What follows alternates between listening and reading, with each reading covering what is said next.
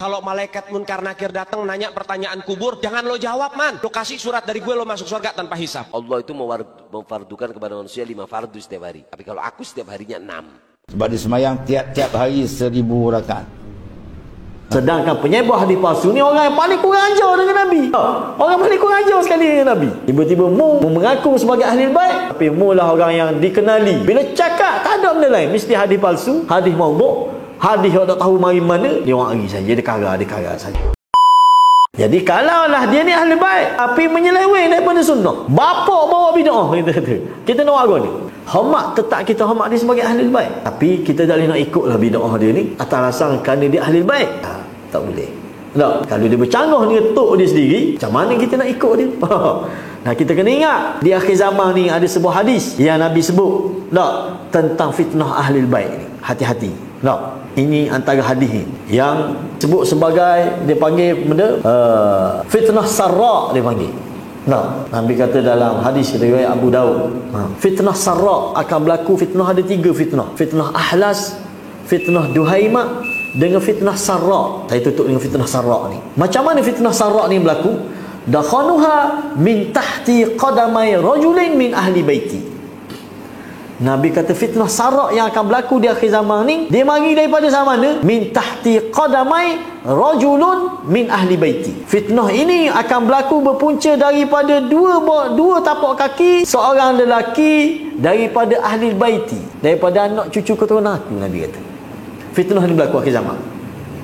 Yaz'umu annahu minni, dia menyangka dia ni daripada keturunan aku. Satu pandangan kita kata hadis ni, Nabi kata dia ni menyangka dia daripada keturunan aku. Walaisa minni, tapi Nabi nafikan dia bukan daripada keturunan aku. Satu maksud lagi tu. Satu maksud lagi, memang betul dia keturunan Nabi. Yaz'umu annahu minni, dia menyangka dia ikut aku, dia keturunan aku, dan dia menyangka dia ni bawa ajaran aku. Walaisa minni, tapi Nabi menafikan dia bukan bawa ajaran aku, walaupun dia ahli baik.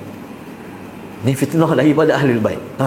Wa innama awliyai almuttaqun. Lalu Nabi kata sesungguhnya wali-wali aku ni siapa? Wali-wali aku ni adalah orang yang bertakwa. Faham? Jadi ini hati-hati kita. Ahli baik, walaupun dia ahli baik, tapi kalau dia bawa fitnah sebagaimana yang Nabi sebut, fitnah yang akan berlaku di akhir zaman dengan fitnah ahlas, fitnah sarra ini, betul-betul mari daripada keturunan Nabi, ataupun setengah ulama kata dari orang yang mendakwa dia keturunan Nabi. Macam-macam tafsiran hadis ni, tapi yang pasti dua ni lah, sama ada dia betul-betul keturunan Nabi tapi dia membawa ajaran selain daripada ajaran Nabi, dan Nabi menafikan. Nabi kata walaisa minni, dia bukan daripada aku, ataupun dia sekadar mendakwa dia keturunan Nabi. Lalu Nabi menafikan ni bukan anak cucu aku yang bawa fitnah kepada agama ni. Nampak? Jadi hati-hati kita, mana-mana orang yang dia tak boleh dikatakan daripada keluarga ahli baik, kita kata kita sanjung, kita hormat dia sebagai ahli baik. Kita ucap dalam selawat kita, Allahumma salli ala Muhammad wa ala ali Muhammad. Mana-mana ahli baik yang betul susu galuh dia sampai ke Nabi ni, dia termasuk dalam selawat yang kita ucap hari-hari ni.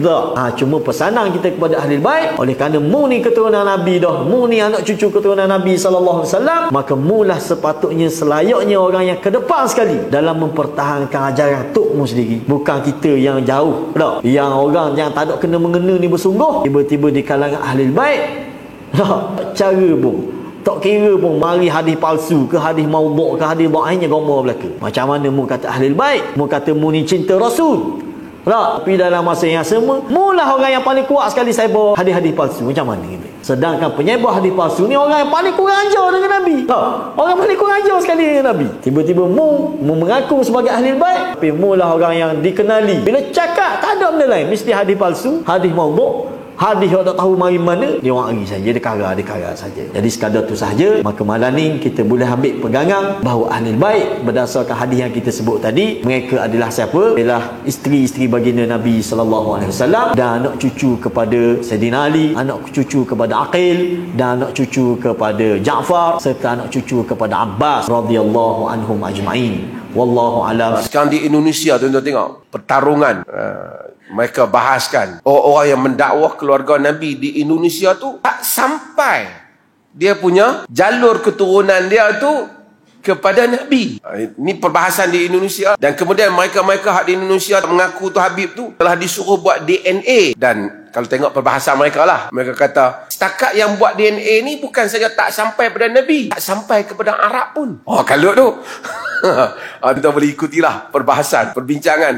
Kerana dia teknologi DNA ni sampai ke peringkat boleh tahu DNA Nabi, DNA Quraisy. Semua asyraf-asyraf di Saudi, di sebahagian besar negara Arab telah buat, memang sampai. Memang kategori tu keluarga Nabi. Hak duk mengaku kok Nusantara ni, dia tak, bukan saja tak sampai kepada keluarga Nabi, tak pun tak sampai. Dia pergi ke Afrika. Itu kelebihan. Dan sekarang ni dia duk lawan challenge. Kau mengaku buat test DNA. Kau mengaku buat test DNA. Pasal duk mengaku mimpi banyak sangat ni. Setiap hari Nabi duk main rumah depa, mimpi depa. Jadi orang pun pening, orang pergi check. Betul ke depa ni? Aisyah pun tak habaq mimpi Nabi duk jumpa. Ali sendiri pun tak kata perang Siffin, perang Jamal, Nabi duk main jumpa tiap malam. Tak pernah dakwah pun. Mereka ni sakan sangat. Sekarang ni orang minta yang tu berpeluh. Abah, kita tinggalkan mereka.